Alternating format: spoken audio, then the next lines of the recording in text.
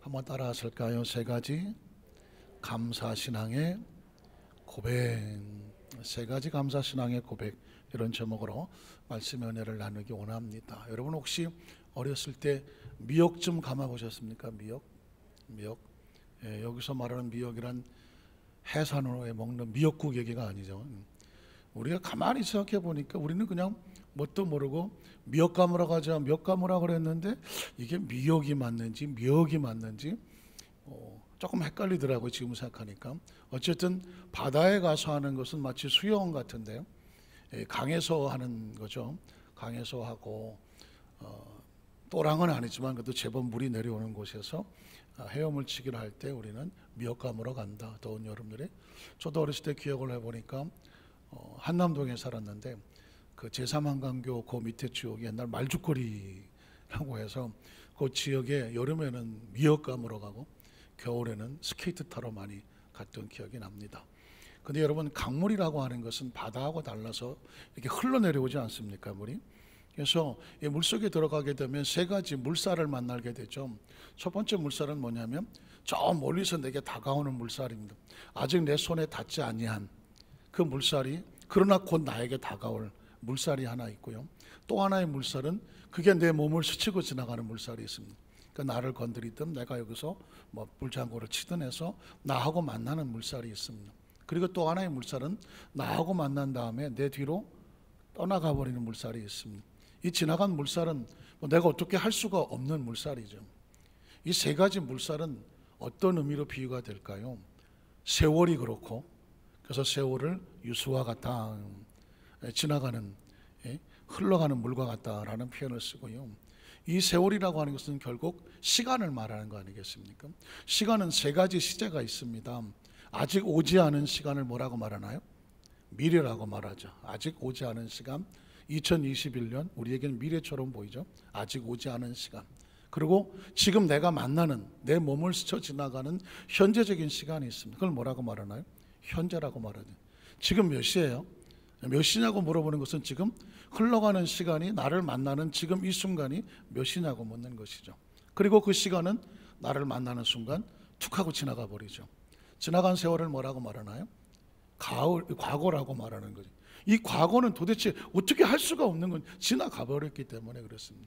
우리는 그래서 존재적으로 시간이라고 하는, 또 시간과 공간의 개념에서 우리는 제한되고 그 속에 살아가는 존재라고 하는 것입니다. 인간은 시간을 떠나가 살아갈 수 없습니다. 생명이라고 하는 것은 수명이라고 말하는데, 생명과 수명이라고 하는 것은 시간인 것입니다. 나에게 시간이 별로 남지 않았다는 얘기는 살 날이 얼마 남지 않았다는 얘기를 시간적으로 표현하는 것입니다. 그렇죠? 그분이 장수하셨다. 그분은 시간을 오래 이 땅에 계셨다는 것입니다. 안타깝지만 단명했다. 젊은 나이에 안타깝게 단명했다라고 말하면 그 생명의 시간이 짧았다는 것을 말하고 있습니다. 우리는 어떻게든 이 땅의 삶을 살아갈 때 시간과 공간에 제한을 받고 그 속에 살아갈 수밖에 없는 그런 3차원적인 존재라는 것입니다. 이 3차원적인 존재의 삶 가운데 항상 문제는 뭐냐면 미래가 불안하다는 것입니다. 미래가 불안해. 그래서 우리가 어떻게 하지? 불안하고 초조할 수가 있습니다. 성경 속에 들어가 보면 이스라엘 백성들도 미래가 불안했던 것 같습니다. 신명기 1장 28절에 보니까 우리가 어디로 가랴, 어떻게 해야 되냐, 어떻게 방향을 정해야 되느냐. 이유가 뭐냐면 들려오는 정보가 우리를 불안하기 때문입니다. 우리 형제들이 우리를 낙심하게 하여 말하기를 그 백성은, 가나안 땅에 들어가서 만날 백성은 우리보다 장대하더라. 보통 키가 2m 70, 80대는 거대한 거인들이라는 것입니다. 그래서 그 성읍이 클 수밖에 없으며 성곽은 하늘에 닿을 정도로 엄청나고 웅대하는, 그걸 우리가 어떻게 들어가서 점령을 하겠느냐. 우리가 또 거기서 안악자손이라고 하는 것은 아까 말했던 무슨 골리앗과 같은 2m 7, 80짜리 되는, 우리보다 보통 한 1m가 더 큰 그런 거인들이 사는 그 자손들을 보았다는 것입니다. 여러분 어떻게 하겠습니까? 어떻게 우리보다 1m가 더 크고 더 큰 그런 거인들과 어떻게 싸우겠습니까? 오늘 저와 여러분의 삶에 다가온 코로나19 이 시대 속에서도 여러 가지 많은 소식들이 두려웁니다. 아직까지 뭔가 뻥 뚫릴 만한 소식은 보이지 않고, 그럴지도 모른다, 혹시 뭐 이런 것들에 대한 상황만 들어오고 있습니다. 그런 정보들 속에서 우리는 정말 두렵고 어떻게 해야 되지? 미래는 불안하기 때문에 현재 속에 있는 사람들은 미래가 불안합니다. 이런 상황 속에 있을 때 성경적인 대답, 하나님께서 주시는 약속의 말씀은 이렇게 시작됩니다. 그 다음 절을 보면 내가 너에게 말하기를 그들을 무서워하지 말라, 뭐하지 마라, 두려워하지 말아라. 하나님 백성들에게 하시는 하나님 말씀은 너희 미래가 아직 다가오지 않았고 현재의 정보를 통해서 볼 때 미래가 불안하고 초조하고 힘들어 보일지 모르지만 하나님 안에 있는 하나님 백성들은 미래를 뭐하지 않는다, 무서워하지 않고 두려워하지 않는다. 이유는 뭐냐면 그 다음 절을 보면 너희보다 먼저 가시는 너희 하나님, 너희 미래가 아직 오지 않아서 두려워할지 모르지만 하나님은 시간과 공간을 초월하시는 너희보다 미래의 것을 준비하시는 하나님, 믿으십니까? 그래서 여기는 시간적으로 시제적으로 말하는 것입니다. 너희가 두려워하지 말고 불안해하지 말아야 될 이유는 뭐냐면 너희가 믿는 하나님은 너희보다 앞서서 먼저 가시는 하나님이다. 그 미래를 책임지시는 하나님이다. 그리고 야훼께서 애굽에서 너희를 위하여, 애굽은 지나간 과거입니다. 너희 목전에서 모든 일을 행하신 것 같이, 과거 시제죠. 너희 과거의 삶 가운데 하나님이 너희 위해서 싸워주셨다는 것입니다. 그러니까 미래를 불안해하지 말고 과거 속에 하나님의 은혜를 기억해내라. 그러면 어떻게 되느냐, 현재, 이제가 뭡니까? 지금 여기서 너희를 위해서 하나님이 싸우실 것이다. 그러니까 제가 이 말씀을 가지고 찬양도 만들고 곡도 붙이고 했었는데 이 찬양의 가사를 끊임없이 묵상하다가 보니까 한 해를 마무리 지는 과정 속에서 모든 사람이 불안해하고 힘들어하는 상황 속에서 하나님이 준 약속은 뭘까? 미래를 책임져 주시는 하나님, 지나간 과거 속에 우리를 가만히 생각해 보시니까 안고 오신 하나님, 그러니 지금 현재 속에 너희가 두려워하지 말고 무서워하지 말라 하시는 하나님의 마음을 알게 되는 것이죠. 그 다음 절 보면 그래서 광야에서도 너희가 당하였거니와, 광야는 지나간 세월 과거를 말하는, 우리의 일생을 뒤돌아보면 사람이 자기 아들을 낳는 것 같이 너희 하나님 아버지께서 너희가 걸어온 길에서, 언제입니까?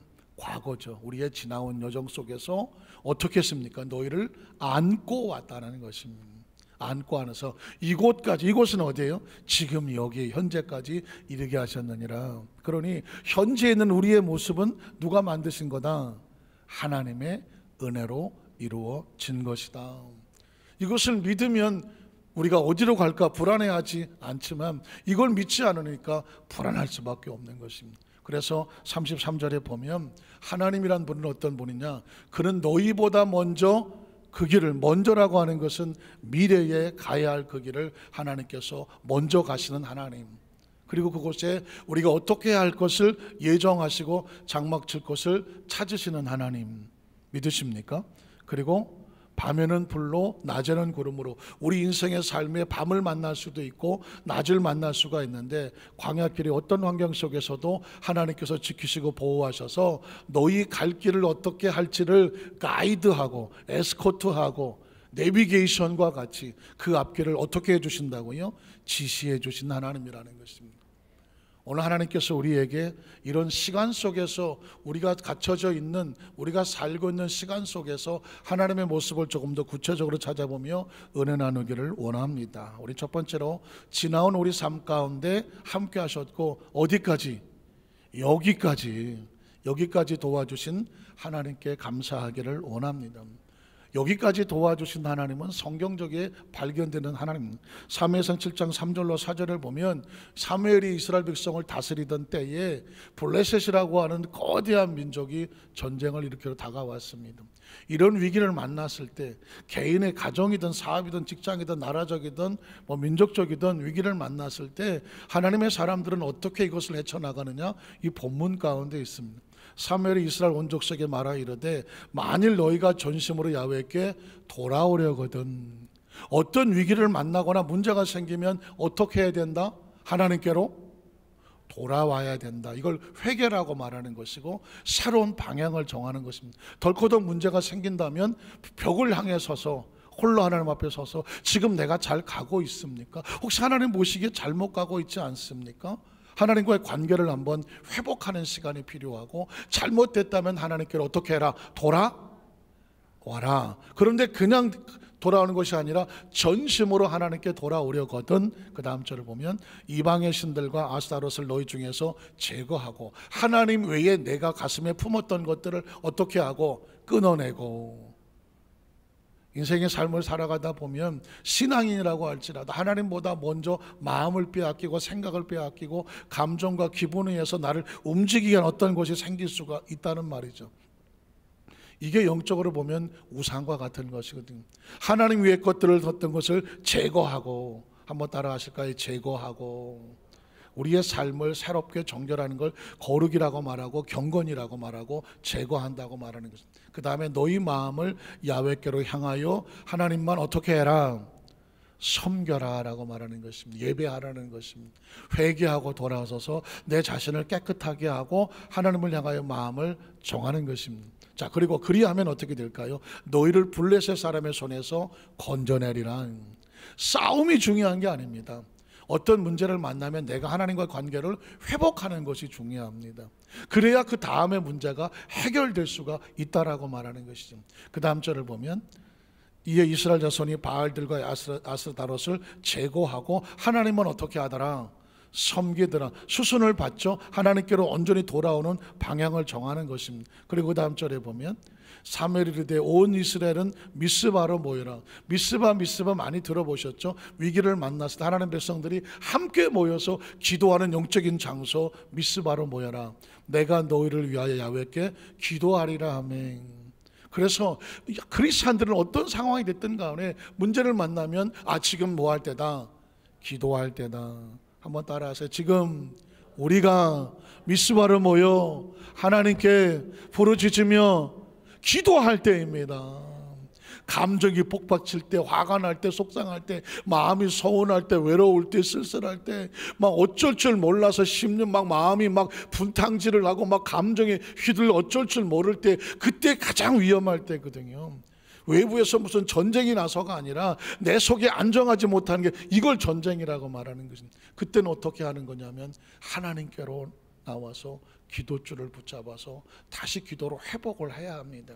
다른 사람은 세상 사람들은 술을 먹으러 가기도 하고 어떤 사람은 여행을 떠나기도 하고 어떤 사람은 산에 가서 마음을 좀 다스리기도 하지만 일시적인 것이거든요. 하나님의 사람은 영으로 무장을 하는 것입니다. 말씀으로 무장하고 기도로 무장해야 내 영이 단단하게 평안해야 마음도 편안해지고 육신도 강건해지고 그래야 그 일도 풀려나갈 수가 있는 것입니다. 그 다음 절을 보면 그래서 그들이 미스바에 모여 물을 길어 야훼 앞에 붓고 그날 종일 뭐하고 금식하고 하나님 앞에 거기서 이르되 기도했다는 우리가 야훼께 범죄했습니다 하니 사무엘이 미스바에서 이스라엘 자손을 다스리더라. 금식이란 단어가 나올 때는요, 금식이 뭘까요? 다이어트가 금식이 아니죠. 금식은 뭐냐? 곡기를 끊는 것입니다. 옛날에 곡기를 끊는다고 말하죠. 곡기를 끊으면 어떻게 되나요? 곧 돌아가시려고 할 때 곡기를 끊게 되는 것이죠. 그럼 왜 크리스찬들이 금식을 하며 곡기를 끊으며 기도한다고 할까요? 하나님, 내가 생명을 내려놓고 기도합니다. 어차피 죽을 거, 전쟁이 나서 블레셋에 쳐서 블레셋 잡혀가면 죽게 될 건데 여기서 이렇게 죽느니 차라리 내가 하나님 앞에 금식하며 생명을 내려놓고 기도하다 죽겠습니다. 이게 무서운 것이죠. 곡기를 끊고 그만큼 절박하고 절실하여 하나님, 내 마음에 이 형편과 처지를 하나님께서 헤아려 주시옵소서. 심령의 금식을 한다는 얘기는 곡기를 끊고 하나님 앞에 엎드리는 모습과 같은 것입니다. 그 다음 절을 보면 그래서 이스라엘 자손이 미스바에 모였다 함을 블레셋 사람들이 듣고 그들의 방백들이 이스라엘을 치러 올라온지나 이스라엘 자손들이 듣고 블레셋 사람들을 두려워하여 이스라엘 자손이 사무엘에게 이르되 당신은 우리를 위하여 우리 하나님 야훼께 쉬지 말고 부르짖는 거예요. 그 금식하는 기도, 쉬지 않고 부르짖는 기도는 뭐냐면 하나님 백성들이 위기를 만날 때 다른 방법을 쓰지 아니하고 하나님 앞에 나가서 하나님 앞에 통하는 그런 신앙의 모습이고 기도의 모습인 것입니다. 한번 따라 하실까요? 쉬지 말고 부르짖어. 어떤 사람은 열받으면 술 먹으러 가죠. 난 아직도 술 먹으러 간다. 설마 열받으면 그냥 뭐 어디 막 가지 그냥 누구한테 붙잡고 막 화풀이한다 할 수가 있고, 인간이 각자 여러 가지 풀 수 있는 방법이 여러 가지가 있겠지만 크리스천은 어떻게 푸느냐면 하나님 앞에 금식하는 심령으로 쉬지 않고 부르짖어 내 심령을 하나님께 통하는 것입니다. 지금 이스라엘 백성은 절박하니까 그렇게 하고 있습니다. 우리를 블레셋 사람들의 손에서 구원하시게 하소서 하니 사무엘이 젖 먹는 어린 양 하나를 가져다가 온전한 번제를 야훼께 드렸다는, 기도에는 감사와 예물이 필요한 것입니다. 이스라엘 백성들 위기를 만나니까 감사의 제단에 제물을 올려놓고 하나님 앞에 드렸습니다. 그랬더니 어떻게 합니까? 이스라엘을 위하여 야훼께 부르짖음에 야훼께서 어떻게 하셨더라? 응답하셨다라는 것입니다. 우리는 하나님의 마음을 얻는 것이 중요합니다. 기도도 하나님의 마음을 얻는 것이고, 감사 예물과 제단도 하나님 앞에 마음을 얻는 것이고, 금식하고 작정하여 기도하는 것도 마음을 얻는 것이고, 내 삶 속에 잘못된 것을 제거하여 하나님 앞에 온전히 쓰려고 하는 것도 누구의 마음을 얻는 것이다? 하나님의 마음을 얻는 것입니다. 그래야 하늘이 열리지 않겠습니까? 그래서 하나님께서 응답하셨더라. 그랬더니 10절로 11절에 보면 뭐라고 되어 있나요? 사무엘이 번제를 드릴 때에 블레셋 사람이 이스라엘과 싸우려고 가까이 오매 하나님께서 그날 블레셋 사람들의 큰 노래를 발하여 그들을 어지럽게 하시니 그들이 이스라엘 앞에서 패하여졌다고 말합니다. 성경 속에 흐르고 있는 것은 뭐냐면, 우리의 삶에 벌어지는 문제는 하나님의 영역 속에서 하나님이 해결해 주셔야 되는 겁니다. 그래서 예전에 하나님을 알지 못하던 우리 조상들은 지성이면 감천이다 그래서 인간이 충성을 다하면 하늘이 감동한다고 되었고요. 옛날에 사람들도 알았어요. 예수를 몰라서 그렇지 그들은 뭐라고 했냐면, 이건 하늘이 도와줘야 된다, 천우신조다, 하늘이 도와주셨다는, 늘 하늘을 기억하고 살았어요. 늘 하늘을 의식하고 살아서 늘 하늘을 향하여 하나님이 도와주기를 원했어요.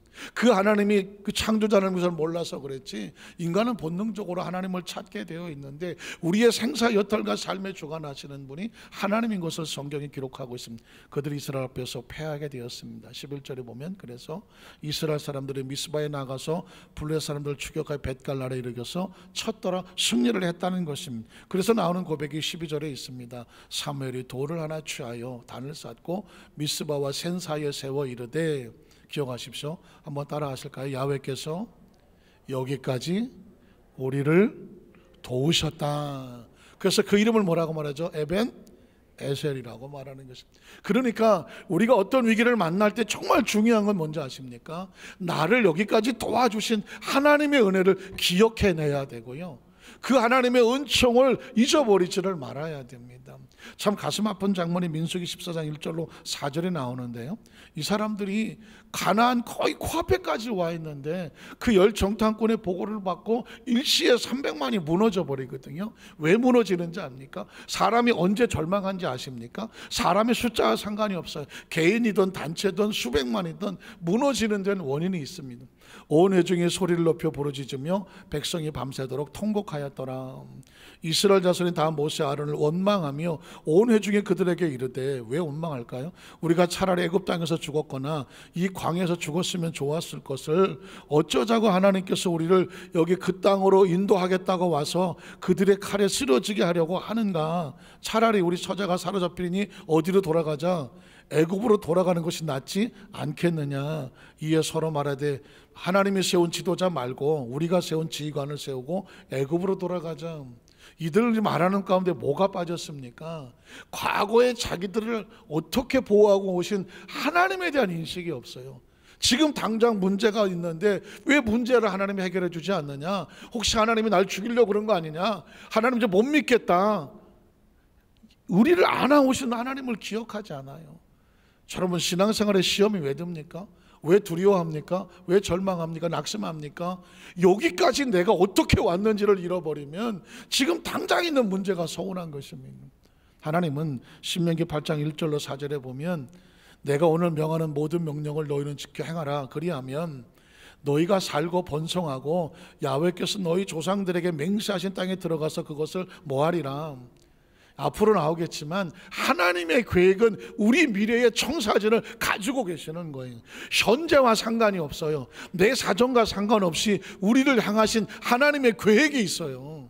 그 계획은 그 땅을 차지해서 너로 인해 하나님 영광을 받으시기를 원한다는 것입니다. 그런데 지금 현재 문제에 부딪혔다고 왜 절망하고 좌절하고 낙심하느냐? 하나님을 기억해내라. 그 다음 절은 뭐라고 말할까요? 내 하나님 야훼께서 이 40년 동안에 지나간 과거죠. 내게 광야길을 걷게 하신 것을 기억하라. 이는 너를 낮추시며 너를 시험하사 내 마음이 어떠한지 그 명령을 지키는지 지키지 않는지 알려 하심이라.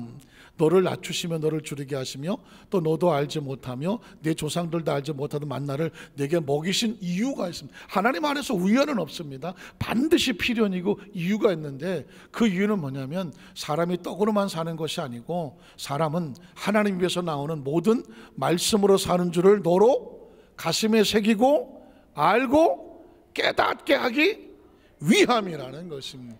우리 삶에 벌어지는 모든 일들은요, 재수 없이 당하는 일이 아니라 하나님 우리에게 주시고자 하는 하나님의 메시지가 있는 거예요. 좋은 것은 좋은 대로, 힘들고 어려운 것조차도 요걸 통해 하는 나에게 깨닫게 하시는 것이 무엇일까? 그걸 깨달으면 우리의 삶에 버릴 게 하나도 없는 것입니다.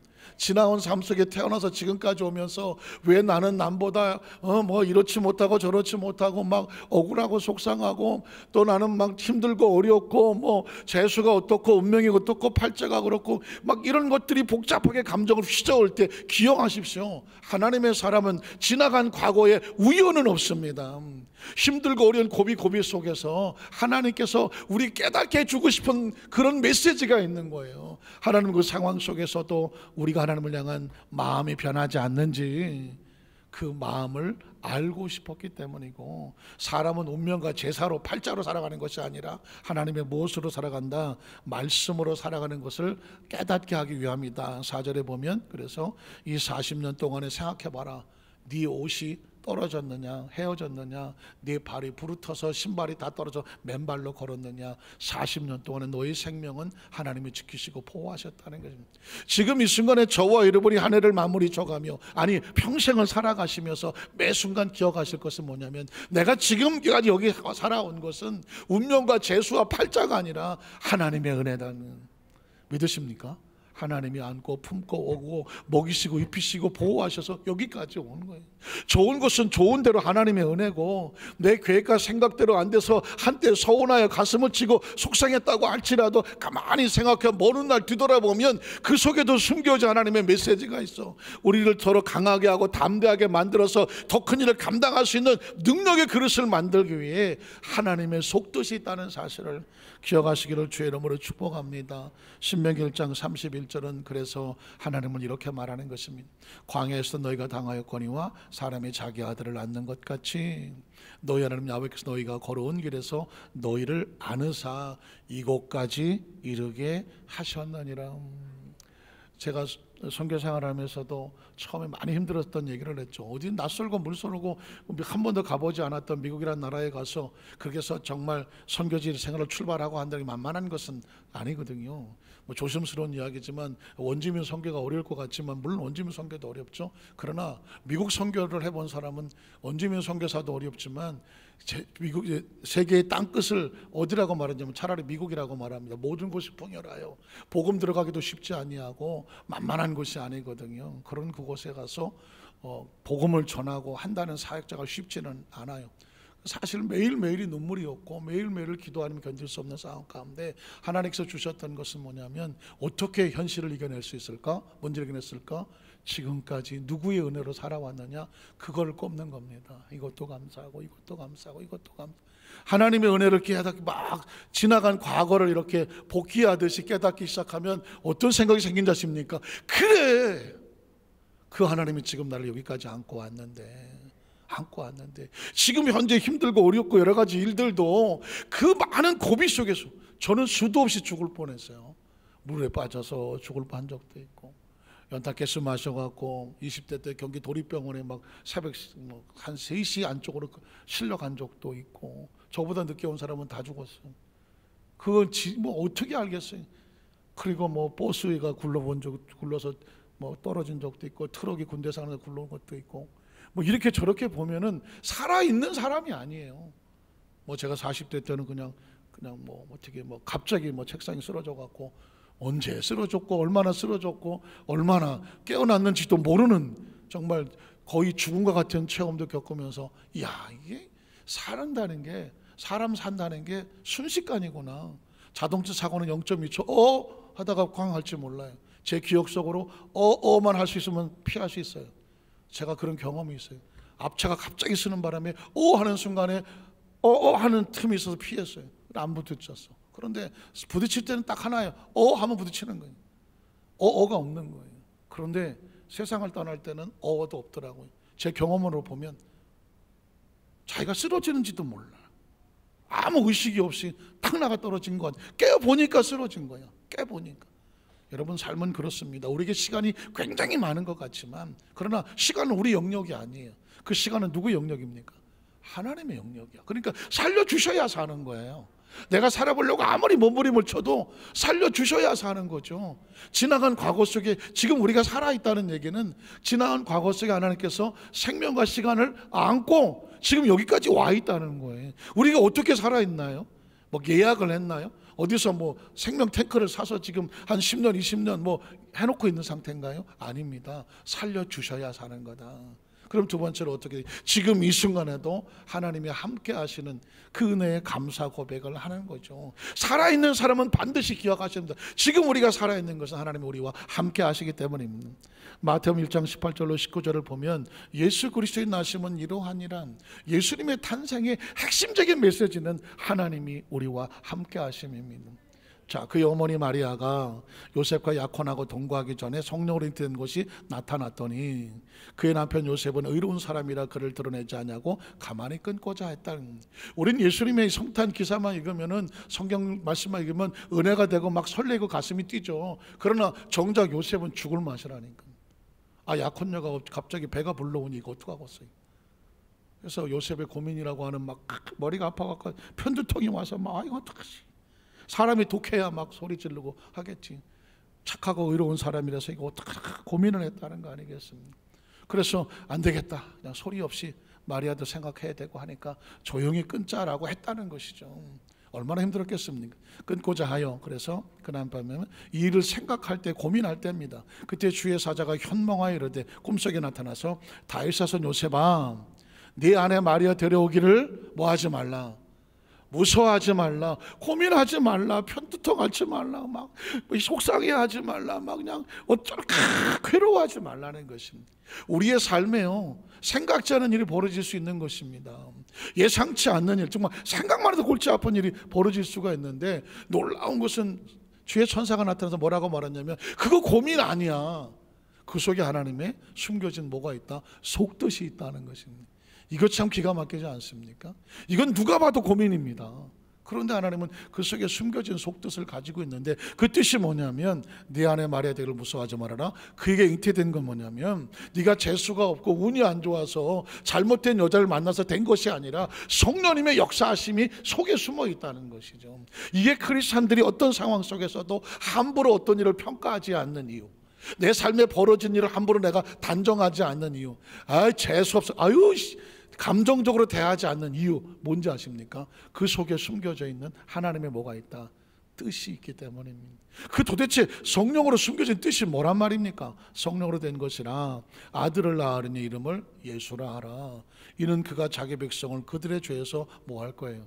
구원할 자라는 것입니다. 생각지 못했던 골칫덩어리, 문제덩어리인 줄 알았는데 그 속에 하나님이 숨겨놓은 세상을 구원할 구원자가 그 속에 들어가 있는 것이니, 이게 하나님의 뜻과 우리의 뜻이 다른 것이죠. 신앙이란 뭐냐? 내가 지금 볼 수 없는 것으로 인하여 절망하는 것이 아니라 하나님의 속뜻을 기대하고 그분의 약속의 말씀을 믿고 나가는 것입니다.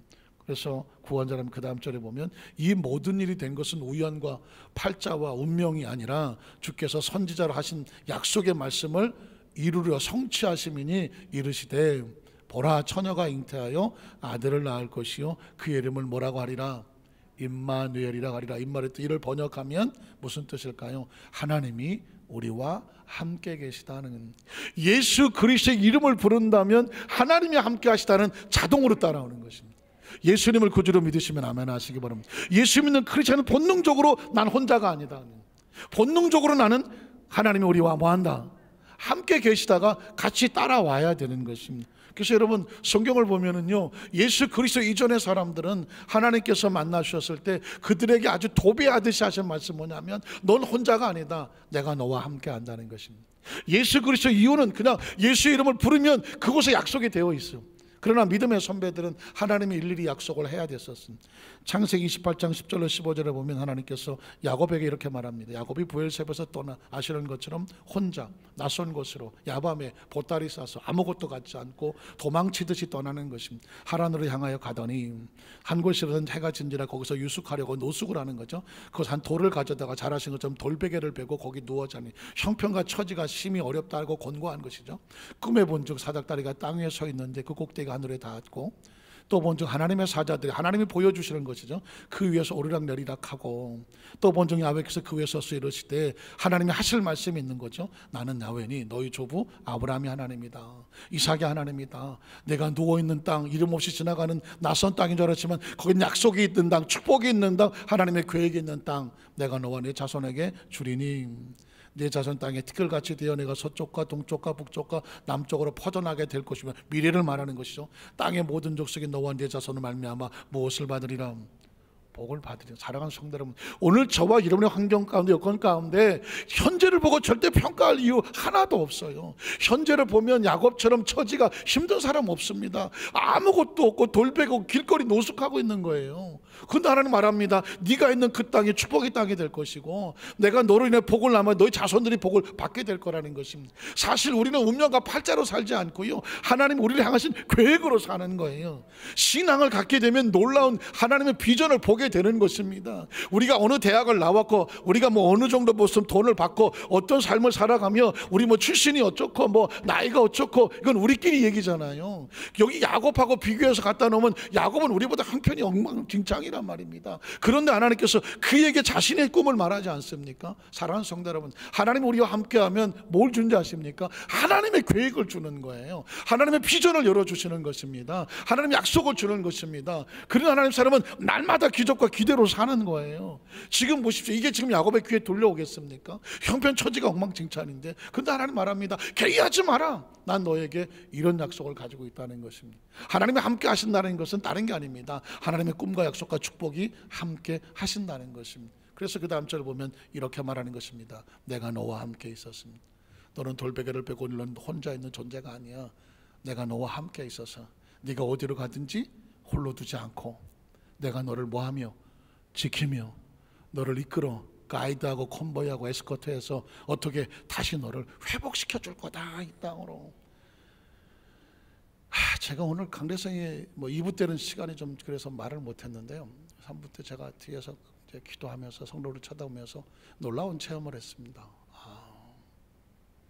이제 내가 이제 강대성 우리 성도들을 바라보면서 어떤 심령으로 내가 이 자리에서 설교를 하나 가만히 생각해 봤더니, 하나님께서 지나온 삶 속에서 경험하고 체험하고 하나님께서 주셨던 그 모습을 가지고 이제 여기 보면 저보다 연배가 많으신 분도 있고 비슷한 분도 있고 저보다 젊은 분도 많이 있고, 세월이 지나가다 보니까 점점 저보다 젊은 사람들이 많아지는 세태를 살아가면서, 크리스찬이란 뭐냐, 자신이 경험했던 하나님의 그 은혜를 성도들 한 사람 한 사람 한 사람들에게 그 하나님의 존재의 모습을 가슴에 새겨 놓아서 그들이 이 세상을 홀로 살아가지 아니하도록, 하나님의 은혜로 살아가도록 일일이 한 사람 한 사람에게 그 심령에 세워주는 역할이 강단에서 말씀을 선포하는 사이구나.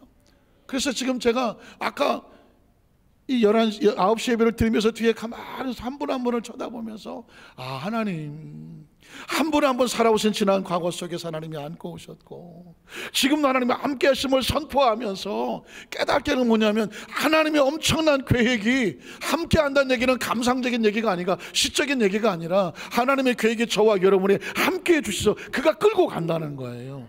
그러니 기대하고 비전을 가지고 꿈을 품어야죠.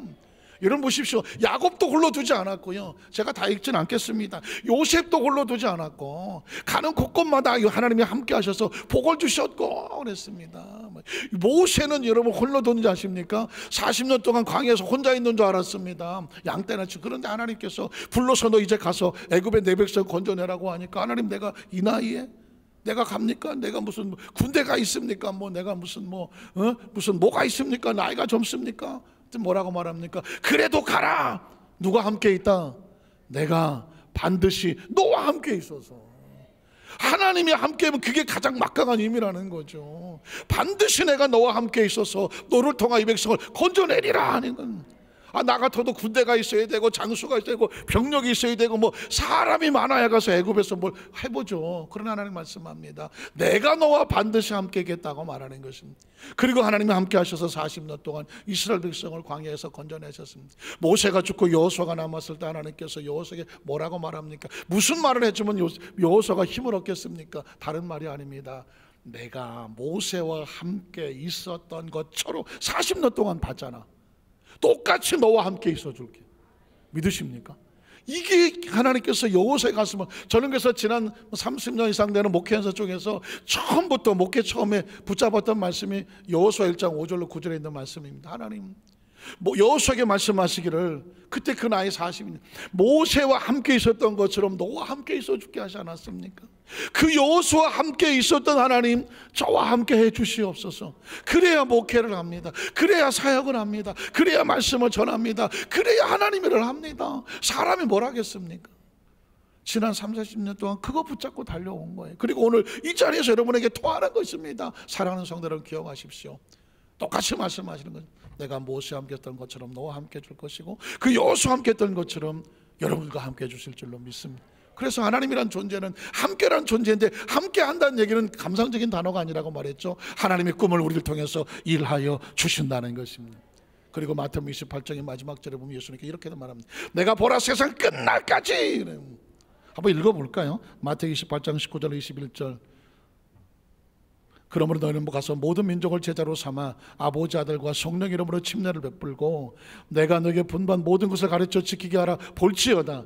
마태복음 28장 20절은 마태복음의 가장 끝절입니다. 복음의 마지막 끝절이고 예수님께서 승천하시면서 마지막 주신 말씀과 같아요. 내가 세상 끝날까지 너희와 어떻게 하리라?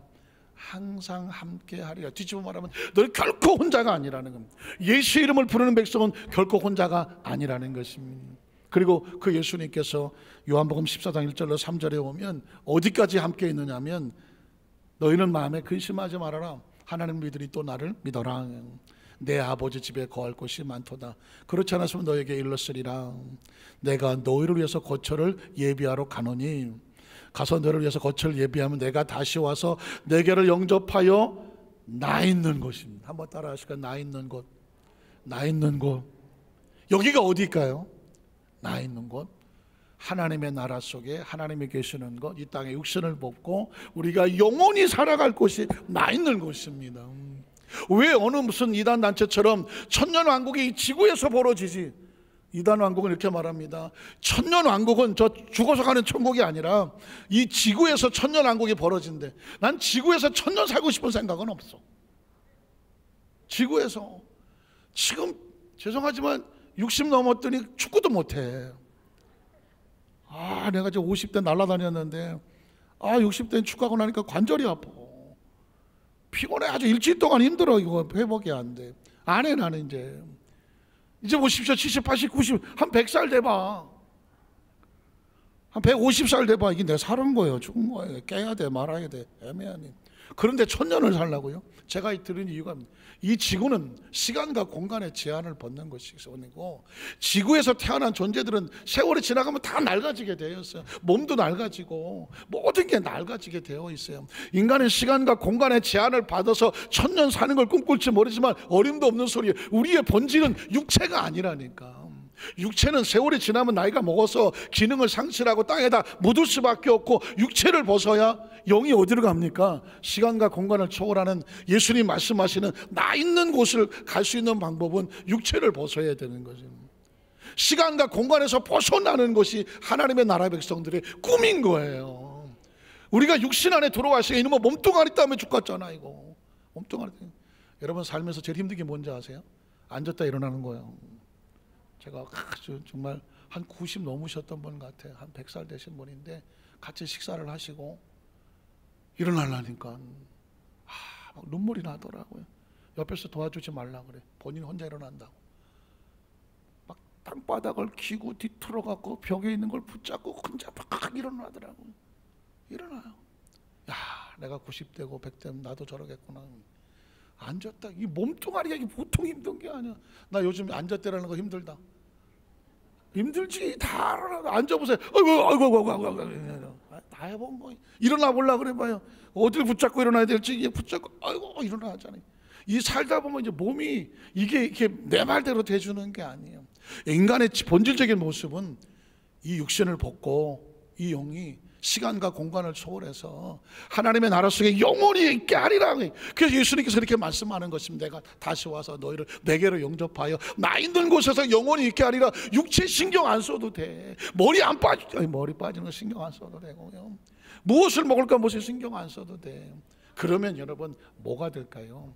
이제는 세 번째로 뭐냐면 우리의 미래의 모든 것들은 하나님이 준비하신다는 것이죠. 앞으로의 모든 것도 하나님은 준비될 것을 믿고 감사하면 삶이 힘들지가 않아요. 창세기 22장 6절로 7절에 보면 우리의 근본적인 질문이 나옵니다. 아브라함이 이에 번제나무를 가져다가 그의 아들 이삭에게 지우고 자기는 불과 칼을 손에 들고 두 사람이 동행하더니 이삭이 그의 아버지 아브라함에게 말하 이르되 내 아버지여 하니 그가 이르되 내 아들아 내가 여기 있노라. 이삭이 이르되 불과 나무는 있거니와 번제할 어린 양은 어디 있습니까? 가만히 생각하니까 우리 모두의 질문입니다. 하나님, 내가 이것저것 다 필요한데요, 정말 중요한 이게 없어요. 이건 어디 있습니까? 내가 어디서 구해야 됩니까? 이걸 내가 어떻게 받을 수 있습니까? 삶에 힘들고 어려운 것들은 다 있어야 될 것이 없어서 힘들어하지 않습니까? 하나님, 그래서 여러분 기도할 때 많은 부분이 이게 필요합니다. 하나님, 이거 어떻게 합니까? 어디서 구합니까? 이렇게 질문하잖아요. 미래가 불안한 것이 뭘까요? 미래에 있어야 될 걸 우리가 예측은 하는데 지금 내 손에 없다는 말입니다. 그때 하나님 말씀은 뭘까요? 그 다음 절에 보면 아브라함이 이르되 내 아들아 번제할 어린 양은 뭘까요? 하나님이, 한번 따라 하실까요? 하나님이 자기를 위하여 친히 뭐 하시리라? 준비하시라는 거지. 이게 성경에서 말하는 하나님의 백성들의 미래의 관점입니다. 하나님이 주권자죠. 누구를 위해서? 목적입니다. 자기를 위해서 어떻게 친히 하겠다는, 친히, 하나님이 친히. 그리고 뭐 하십니까? 준비하신다는 것입니다. 신앙의 가장 확신은 이거를 가지고 있으면 미래가 두렵지를 않아요. 두 사람이 함께 나아가서 하나님이 그 일러주신 곳에 이른지라. 이 아브라함이 곳에 제단을 쌓고 나무를 버려놓고 그의 아들 이삭을 결박하여 제단 나무 위에 놓고 손을 내밀어 칼을 잡고 가들 잡아. 이렇게 할 수 있는 이유는 절대 신뢰가 있기 때문에 그렇게 하는 것입니다. 하나님이 하신다는 신뢰가 있기 때문에 여기까지 순종을 하는 것입니다. 야훼의 사자가 하늘에서부터 그를 불러 이르시되 아브라함 아브라함 하시는지라. 아브라함이 이르되 내가 여기 있나이다 하매 어떻게 합니까? 사자가 이르시되 그에게 내 손을 대지 말라. 그에게 아무 일도 하지 말라. 내가 내 아들 내 독자까지 내게 아끼지 아니하였으니 내가 이제야 내가 하나님을 뭐한다? 경외한. 하나님은 우리에게 마음만 원하는 것입니다. 그러면 그 다음에 이런 일이 벌어집니다. 13절에 보니까 아브라함이 눈을 들어 살펴본 즉 한 순양이 뒤에 있는데 뿌리 수풀에 걸려 있었더라. 누가 한 것 같아요? 아브라함이 가서 그 순양을 가져다가 아들을 대신하여 번제로 드렸더라. 그러고 나서 그 동네 이름이 어떻게 바뀝니까? 번제로 드렸던 아브라함이 그 땅 이름을 야훼 이레라고 하였습니다. 야훼 이레는 뭘까요? 하나님의 친히 준비하신다는 것입니다. 저는 오늘 성경을 묵상하다가 참 하나님께서 모세를 통하여 신명기에 선포하는 게 뭔지 아십니까? 신명기란 뭐냐면 가슴에 새기고 뼈에 새긴다는 것이거든요. 아직 가나안 땅에 들어가질 않았어요. 그런데 가나안 땅에 가서 염려하는 그들을 향하여서 하나님 보여주신 미래를 선언, 너희가 들어갈 땅은 이런 땅이다 하고 미래를 꿈꾸게 하시는 거거든요. 저는 이 말씀을 어떻게 봤냐면 여러분과 제가 앞으로 삶을 살아갈 때 우리의 미래에 대한 하나님의 꿈입니다. 미래에 대한, 하도 우리가 미래를 불안해하고 초조해하니까 하나님께서 우리 미래에 대한 꿈을 보여주신데 이 말씀을 가슴에 품으시고 아멘하면 이 말씀이 저와 여러분의 미래가 약속대로 될 줄로 믿습니다. 신명기 1장 33절을 볼까요? 그는 너희보다 먼저 그 길을 가시며 장막 칠 곳을 찾으시고 밤에는 불로 낮에는 구름으로 너희 갈 길을 지시하신 자다. 자, 그러면 그가 가서 준비할 땅은 어떨까요? 신명기 6장 10절로 13절. 네 하나님 야훼께서 내 조상 아브라함과 이삭과 야곱을 향하여 내게 주리라 맹세하신 땅으로 너를 들어가게 하시고 내가 건축하지 아니한 그 아름다운 성읍을 얻게 하시며 내가 채우지 아니한 아름다운 물건이 가득한 집을 얻게 하시며 내가 파지 아니한 우물을 차지하게 하시며 내가 심지 않은 포도원과 감람나무를 차지하게 하사 내게 배불리 먹게 하실 때에 너는 조심하여 너를 애굽 땅 종되었던 집에서 인도해내신 야훼를 뭐하지 말고 잊지 말고 네 하나님 야훼를 경외하며 그를 섬기며 그의 이름으로 맹세하라고 말했습니다. 네가 들어가서 얻을 땅은 은혜로 얻는 것이다. 근데 그 은혜를 어떻게 얻느냐? 오늘 성가대가 찬양하셨습니다. 우리가 그 땅을 차지할 만한 자격이 없는데 하나님께서 우리를 긍휼히 여겨주심으로, 하나님의 자녀로 여겨주심으로, 받을 만한 자격이 있다고 하나님이 여겨주심으로 말미암아 그 땅의 주인이 되게 하겠다고 말하는 것입니다. 그러니까 현재 있는 광야를 바라보지 말고 들어갈 그 축복의 땅을 바라보자는 것입니다. 신명기 8장 7절로 10절은 이렇게 말합니다. 네 하나님 야훼께서 너를 아름다운 땅에 이르게 하시나니 그것은 골짜기든지 산지든지 시내와 분천과 샘이 흐르고 밀과 보리의 소산지요 포도와 무화과와 석류와 감람나무와 꿀의 소산지라. 네가 먹을 것은 모자람이 없을 것이며 네 삶이 아무 부족함이 없는 땅이며 그 땅에 도는 철이요 산에선 동을 캘 것이라. 네가 먹어서 배부르고 네 하나님 야훼께서 옥토를 네게 주셨으므로 말미암아 그를 뭐하게 되리라? 찬송하게 될 거예요. 네 미래에 하나님 주신 복을 가지고 하나님을 찬송하게 할 거라는 것입니다. 여러분, 이 말씀을 가슴속에 현들에게 내게 주시는 거로 삼으십시오. 왜냐하면 보통 인간은 미래가 불안하지만 이스라엘 백성도 마찬가지였습니다. 그러나 하나님은 미래에 불안한 그들을 향하여서 너희는 불안할 존재가 아니라 너희 미래에 이런 거 펼쳐질 존재라. 펼쳐질 존재. 어디서 무슨 일을 하든지 간에 이 말씀을 삶의 레마로 받으십시오. 하나님은 그 속에서 하나님 일을 이루셔서 나를 통하여 하나님 뭐하게 한다? 찬송하게 하실 것이다. 16절로 20절을 보면 네 조상들도 알지 못하던 만나를 광야에서 내게 먹이셨나니 이는 다 너를 낮추시며 너를 시험하사 마침내 무엇을 내게 복을 주려 하심이었다. 지나간 광야 재수 없는 거 아니야. 팔자가 사나운 거 아니야. 지나간 광야 힘들고 어려워서 하나님께서 이제 말씀해 줍니다. 목적을 말해 줄게. 비밀을 말해 줄게. 그걸 통해서 내가 무엇을 복을 주려고 하는 거예요. 세상에 나같이 재수 없는 놈 나와보라 그랬나. 팔자 드세요 하십시오.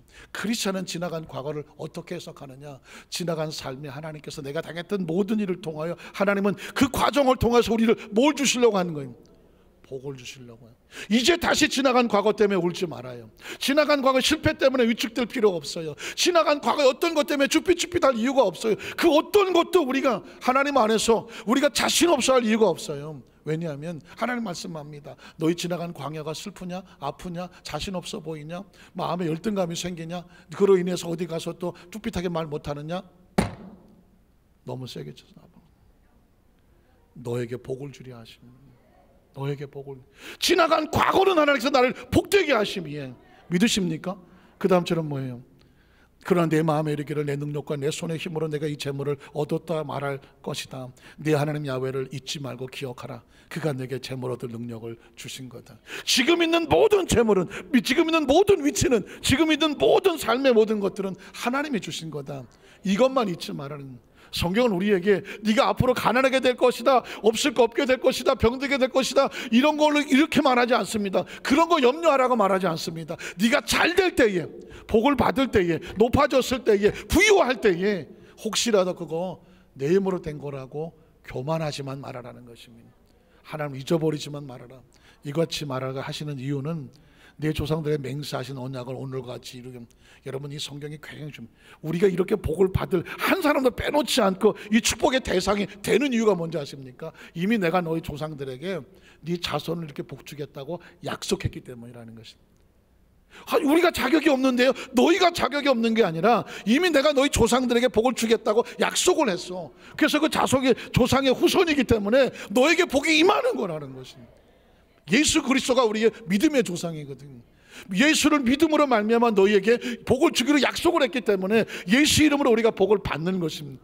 오늘같이 약속을 이루게 하기는 말하면 축복은 하나님의 약속이 이루어지는 것입니다. 그 다음 절을 보면 그래서 내가 만일 내 하나님 야훼를 잊어버리고 다른 신을 따라 그들을 섬기며 그들에게 절하면 내가 너에게 증거하노니 너희가 반드시 멸망. 약속을 파괴하지 말라는 믿음을 야훼께서 너희 앞에서 멸망시킨 민족들 같이 너희도 멸망하리니 이는 너희가 너희 하나님 야훼의 소리를 청종하지 않으면 다 잃어버리지만 말씀을 순종하고 약속을 믿고 나면 어떻게 되리라? 네 조상들의 약속하신 축복이 다 너희 것이 될 거라는 것입니다. 마지막 갈라디아서 3장 13절 14절은 예수 그리스도로 인한 보증입니다. 보증.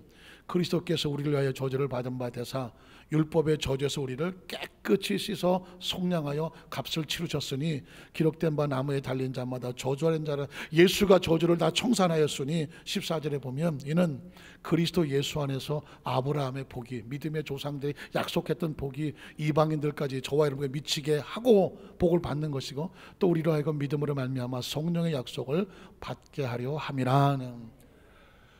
말씀을 정리하기 원합니다. 우리의 지나간 과거, 현재, 미래, 일생을 한꺼번에 어떻게 다 정리하겠습니까?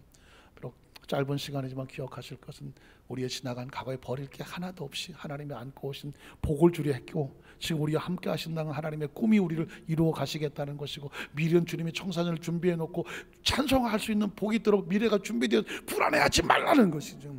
그래서 하나님의 자녀들은 이 삶이 힘들고 어려운 고난의 길이 아니라 하나님과 함께 지나는 아름답고 축복된 아주 여정의 길이고 행복한 길이고 복된 길이고, 크리스천들도 이 땅을 살아면서 우거지상으로 살지 않습니다.